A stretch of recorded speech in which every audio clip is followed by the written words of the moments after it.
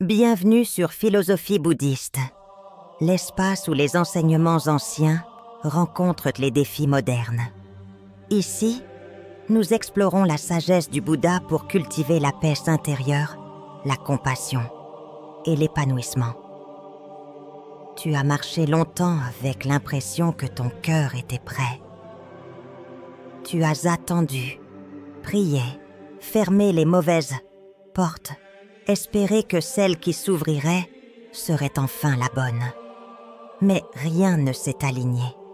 Tout ce que tu as reçu, c'est un silence assourdissant, une attente interminable, une impression de vide. Tu as fait ce qu'il fallait, tu t'es retenu quand c'était difficile, tu as gardé ta dignité quand d'autres cèdent à l'instant. Et pourtant, le ciel semble sourd. Pas de signe, pas de réponse, pas de soulagement. Juste un poids qui s'intensifie. Alors, tu te demandes ce que tu fais mal. Tu regardes ta vie, tu te remets en question. Tu scrutes les autres et tu te dis « Pourquoi pas moi ? Pourquoi tout le monde trouve-t-il quelqu'un alors que moi, je m'efface dans une prière qui semble oubliée ?» Et ce doute devient insidieux. Il s'installe. Il dit que tu n'es pas assez, que tu es invisible, que tu n'as pas ce qu'il faut. Mais si cette douleur était la preuve que tu es exactement sur le chemin qu'il faut, et si ce vide était une matrice sacrée, où Allah est en train de défaire les illusions pour t'enraciner plus profondément dans la vérité. Parce qu'il y a quelque chose que peu réalisent. Parfois, quand rien ne bouge à l'extérieur, c'est que tout change à l'intérieur. Et ces changements silencieux, invisibles aux yeux du monde, sont les plus puissants. Ils sont ceux qui sculptent l'âme, ceux qui t'arrachent à une attente creuse pour te connecter à une attente pleine de sens. Tu n'es pas oublié, tu n'as pas été mis de côté. Tu es simplement préparé, façonné, allégé de tout ce qui pourrait saboter le futur que tu appelles sans le savoir. Allah n'a pas rejeté ta prière, il l'a construit en même temps qu'il te reconstruit. Tu voulais un mariage. Lui, il veut te donner une union. Tu espérais une réponse. Il veut t'accorder une transformation. Tu croyais attendre une personne. Mais ce que ton cœur attend vraiment, c'est une vie de paix. Et cette paix ne se reçoit pas par un simple oui. Elle se mérite dans les profondeurs de l'invisible, là où ta foi se forme et ton être se révèle. Tu croyais que c'était le bon. Cette personne t'avait donné de l'espoir, une stabilité, une promesse silencieuse. Tu t'étais vu à ses côtés. Tu avais même commencé à inclure son nom dans tes prières. Pas dans la précipitation, mais avec sincérité. Tu avais choisi de rester dans les limites. Tu t'étais dit que si tu faisais la chose correctement, alors Allah t'offrirait une fin heureuse. Mais le lien s'est brisé, lentement ou brutalement. Et tu as senti ton cœur tomber dans un vide que personne ne peut combler. Ce n'est pas simplement une rupture. C'est un effondrement de plans construits en silence. Tu n'as pas seulement perdu quelqu'un, tu as perdu l'image que tu avais de l'avenir. Tu te demandes pourquoi Allah a permis que cette relation naisse si ce n'était pas pour durer. Pourquoi t'avoir fait croire que c'était possible, pour ensuite refermer la porte. Mais il y a une vérité que la douleur t'enseignera mieux que n'importe quel discours. Parfois, Allah te montre une version de ce que tu veux pour t'apprendre ce que tu mérites réellement. Il ne t'a pas puni, il t'a éveillé, parce qu'il savait que tu ne comprenais pas encore ce qu'est un amour qui mène à lui. Il y a des leçons qui ne s'impriment pas dans le cœur par des mots. Elles s'impriment par des absences, par des désillusions. Et tu n'as pas échoué. Tu as simplement découvert que ce que tu appelais « bon » était insuffisant pour la grandeur de ce qu'Allah veut t'accorder. Ce lien qui s'est défait n'a pas ruiné ton avenir. Il l'a nettoyé, car maintenant, Tu sais ce que tu ne veux plus. Tu sais que ce que tu ne toléreras plus. Tu es devenu plus lucide, plus ancré, plus vrai. Et le jour où Allah mettra sur ton chemin celui ou celle qui a été écrite pour toi, tu n'auras pas besoin d'hésiter. Tu ne te jetteras pas dedans par peur de rater ta chance. Tu entreras dans ce lien avec une paix qui ne tremble pas. Tu n'as pas perdu l'amour. Tu t'en es rapproché. Autour de toi, tout le monde semble s'abandonner à la facilité. Les regards ne se baissent plus. Les engagements se nouent et se dénouent, sans crainte. Des messages remplis de séduction s'échangent, même entre ceux qui prétendent vouloir faire les choses correctement. Et toi, tu te retiens. Tu détournes le regard. Tu protèges ton cœur, tes intentions, ton corps. Mais il arrive un moment où tu te demandes « À quoi bon ?» Est-ce que cette pureté vaut encore quelque chose dans un monde qui la piétine? Est-ce que cette patience est vue, entendue, comprise? Quand les autres reçoivent de l'amour en violant les règles et que toi tu reçois du silence en les respectant, le doute s'insinue. Mais ce doute, aussi logique soit-il, est trompeur, car ce que tu ne vois pas, c'est l'invisible. Ce n'est pas l'attention des autres qui compte, mais le regard d'Allah. Et lui, il te voit quand tu dis non, alors que tout crie oui. Il te voit quand tu refuses une proximité séduisante, parce que tu veux une relation qui ait du sens. Il te voit quand tu pleures seul dans ton lit, non pas parce que tu manques d'options, mais parce que tu refuses d'ouvrir ton cœur à n'importe qui. Ce n'est pas rien, c'est immense. Parce que là où le monde normalise l'attachement toxique, toi tu plantes les graines d'un amour sacré. Là où d'autres cherchent la chaleur de quelqu'un pour fuir leur vide intérieur, toi tu cherches d'abord Allah pour te construire de l'intérieur. Et ce choix, cette résistance, est un témoignage. Une preuve que tu ne veux pas simplement être en couple, tu veux être en paix. Et la paix ne se trouve pas dans les chemins rapides. Elle se trouve dans la stabilité lente, celle qui se forme en silence, pendant que personne ne te regarde. Et le jour où Allah récompensera tes refus discrets, ce sera public, clair, béni. Tu fais la même prière chaque nuit. Tu as appris à la dire sans même y penser. Ya Allah, donne-moi un compagnon pieux. Quelqu'un qui me guide vers toi. Parfois tu le dis avec des larmes. Parfois avec une voix si fatiguée qu'elle n'a plus de force. Et parfois, tu ne dis rien du tout. Juste le silence d'un cœur usé. Mais malgré tout ça, rien ne change. Pas de message, pas de rencontre, pas même un signe. Et c'est dans ce vide que ton plus grand combat commence. Pas contre les autres, mais contre toi-même. Contre ton esprit qui veut tout abandonner. Contre ta foi qui commence à flancher. Tu te demandes si tes prières ont un sens. Tu te dis que peut-être Allah n'écoute plus, ou qu'il écoute les autres. Mais pas toi. Tu regardes autour, et tous ces couples te renvoient ta solitude comme un miroir cruel. Et tu es tenté de croire que tu as été oublié. Mais non, tu n'as pas été oublié. Tu as été aligné à un rythme que tu ne maîtrises pas, mais qui te façonne. Et peut-être que ce que tu attends est en train de grandir en même temps que toi. Peut-être qu'Allah ne répond pas tout de suite, non pas parce qu'il ne veut pas, mais parce qu'il veut que tu sois prêt. Il y a une sagesse dans le retard que seule la foi peut te reconnaître.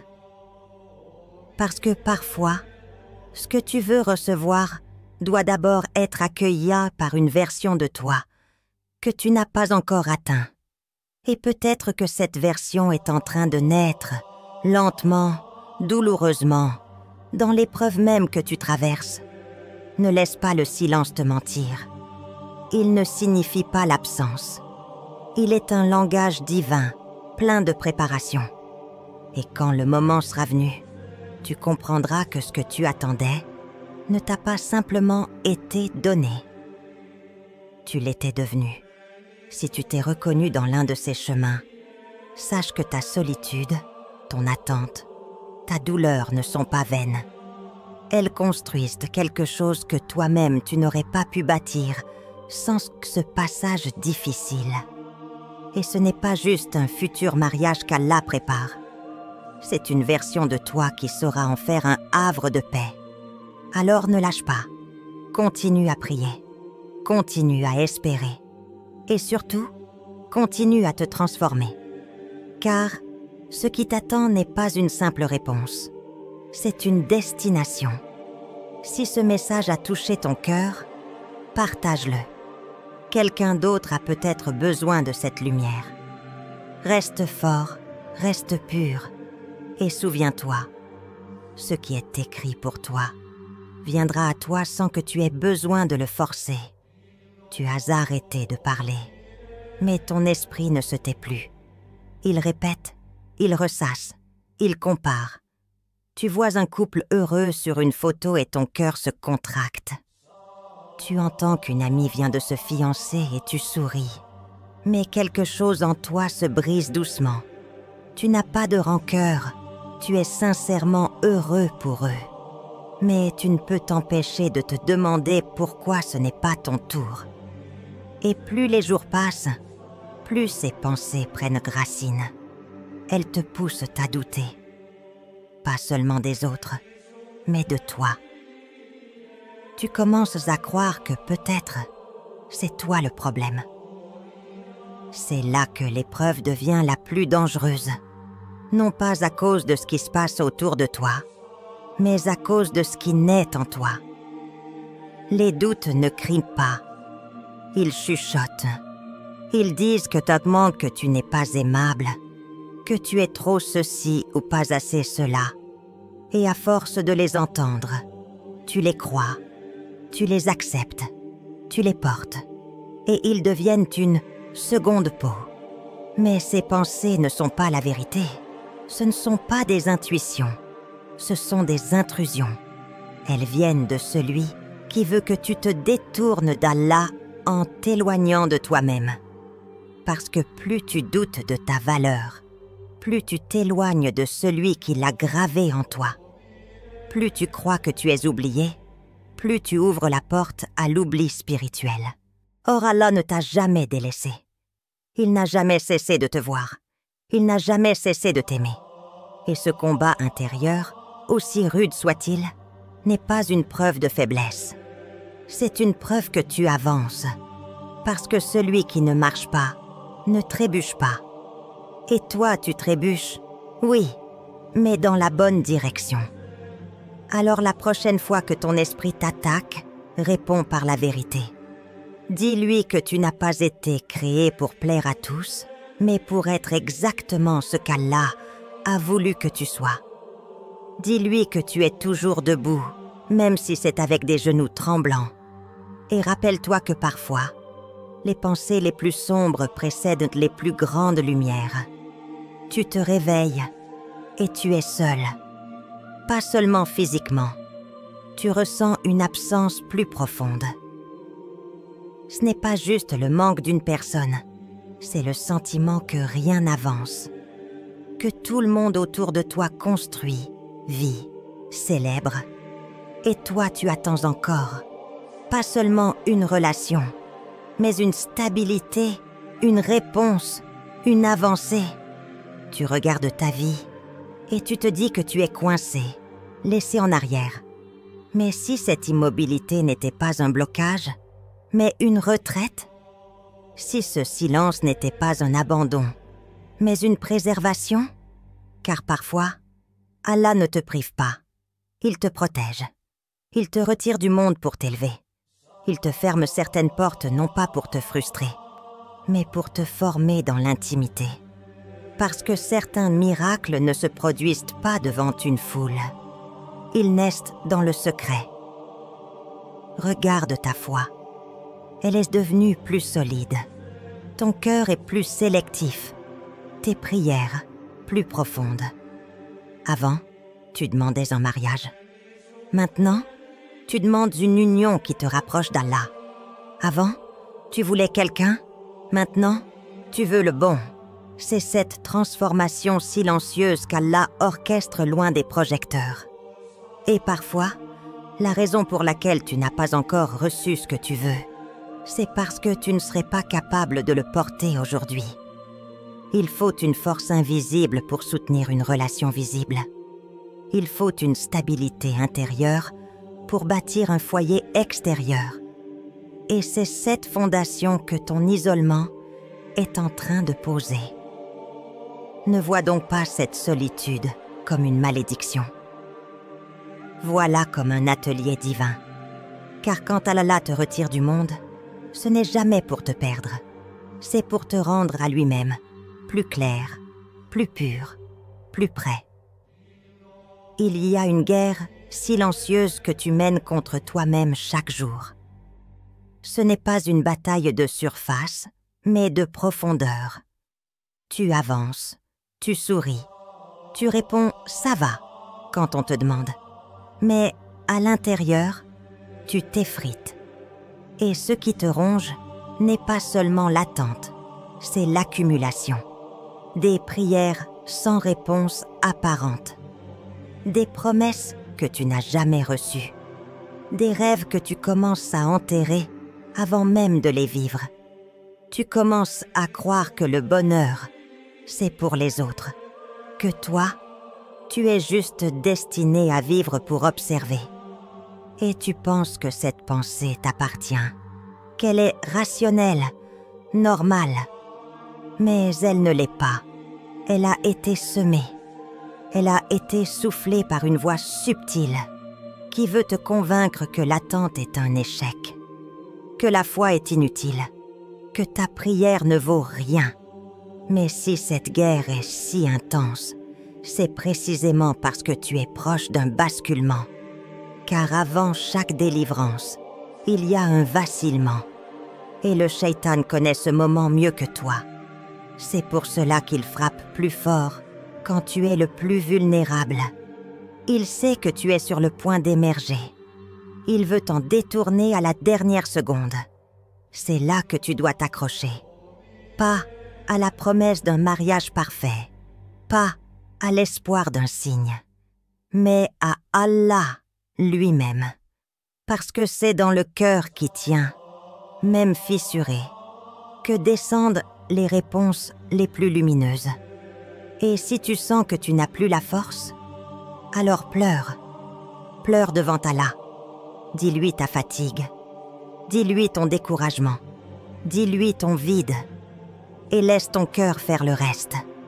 Car, parfois, c'est quand on n'a plus de mots que la sincérité s'élève le plus haut. Tu regardes les jours passer. Ton âge avance. Les échéances sociales se rapprochent. On te demande quand est-ce que tu vas te marier, quand est-ce que tu vas te décider, comme si c'était une affaire de choix immédiat. Et toi, tu souris, tu évites, tu dis que ça viendra. Mais à l'intérieur, tu as envie de crier que tu ne choisis pas l'attente, que tu subis un silence qui te dépasse, que si ça ne s'est pas encore fait, ce n'est pas parce que tu ne veux pas, c'est parce que tu respectes trop ce que tu veux. Tu ne veux pas juste un nom sur un contrat. Tu veux un foyer qui élève ton âme. Tu ne veux pas fuir la solitude en courant vers n'importe qui. Tu veux rencontrer celui ou celle qui est déjà aligné avec le chemin que tu traces avec Allah. Et ça, c'est une attente qui coûte, parce qu'elle ne te donne rien en retour. Pas de félicitations, pas d'événements. Juste du silence. Mais ce silence n'est pas vide. Il est rempli de force, de lucidité, de protection. Et si tu savais tout ce qu'Allah t'a évité pendant ce temps, tu le remercierais d'avoir retardé ton vœu. Parce qu'un mariage mal choisi, c'est une douleur que personne ne pourra guérir. Et toi, tu mérites plus qu'une solution temporaire. Tu mérites une stabilité éternelle, une paix enracinée. Et c'est cette promesse-là qu'Allah est en train de tenir, même si elle prend plus de temps. Alors continue à bâtir, même sans voir. Continue à croire, même sans preuve visible. Continue à prier, même quand tu n'y crois plus totalement. Car c'est là, dans cette dernière prière dite avec un souffle, que peut naître la délivrance. Tu n'as pas été laissé de côté. Tu es au centre du processus. Si tu as lu jusqu'ici, c'est peut-être parce que ce script n'a pas été écrit seulement pour t'informer, mais pour t'accompagner, pour te rappeler que ton silence est entendu, que ton attente est vue et que ton cœur n'est pas perdu. Continue, ne t'arrête pas. Ce qui t'est destiné ne te manquera jamais. Et ce qui te manque aujourd'hui pourrait bien être la preuve que ton avenir est sacré. Partage ce message avec quelqu'un qui a besoin de lumière dans son tunnel. Et n'oublie pas, Allah n'arrive jamais en retard. Il arrive quand tu es prêt.